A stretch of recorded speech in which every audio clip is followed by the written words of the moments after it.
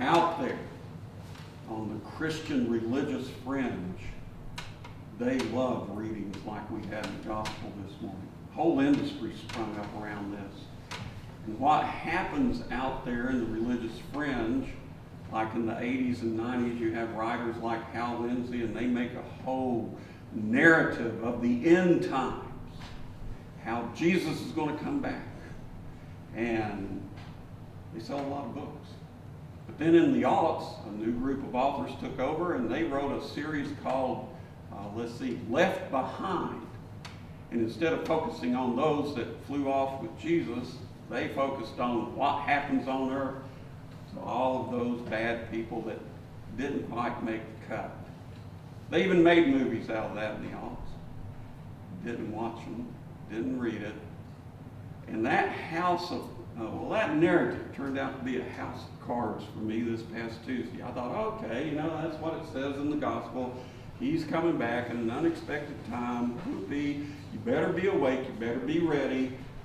And I was meeting with a group of pastors to discuss this gospel reading and other readings, and Karen, a Methodist pastor, said, well, what if it means it's being taken is not a good thing? And I thought, whoa, wait a minute. That's doing a 180 here.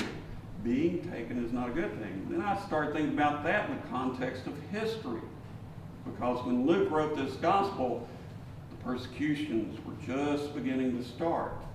And when I read Eusebius, one of the earliest church historians, there's all these stories about so-and-so was taken, so-and-so was taken, so-and-so was taken. And they didn't go to a rapturous event of great joy in the sky. They usually went off to stand in front of a magistrate to try and explain themselves and be urged to hand over their faith and sacrifice to the standard. Usually they'd refuse, and then they'd end up being tortured, and some of them would be killed. Taken wasn't a good thing from that perspective. But we don't have to worry about that, right? Because we live in the United States. We have the guarantee of freedom to not believe if we don't want to believe any way we want, to follow any path we want. But we can still be taken. And perhaps the greatest enemy of spirituality and the growth of spirituality is apathy. And it's easy to fall into apathy when the government says, no, well, I don't care. Do what you want. Then sleep comes. Then Christians go through motions. So instead of the frenetic energy out here on the Christian fringe, we have a big pile of Christians all laid out in their spiritual sleeping bags, snoozing away. And you hear that in these readings too. Wake up, stay awake. If you knew when the thief was coming, you'd be awake. What do I need to be awake for?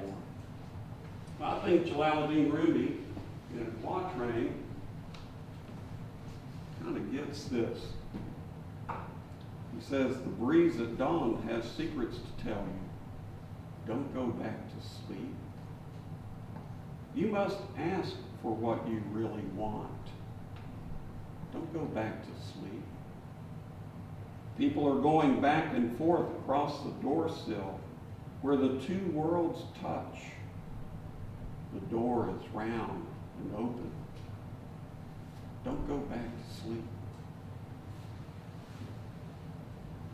Through the waters of baptism, we have been called to a state of awakened awareness.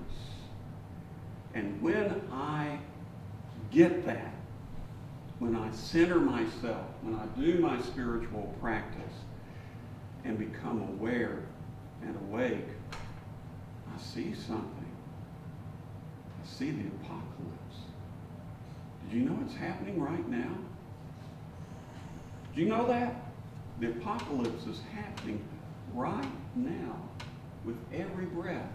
It's not a huge thing. I have to disagree with the Christian fringe here. It's not going to be a all at once Jesus shows up and then we're out of here. It's a slow unfolding process of becoming the very child of God you and I were called to be. And to take our role in the apocalypse. What is your role? How are you bringing about the end of time, the end of the world? See, here again, the Christian fringe says the end. But with every ending, there's what? A beginning. What role do you play? What role do I play? Being awake, being aware of the unfolding apocalypse. What role do we play in the recreation of this world through the love of God?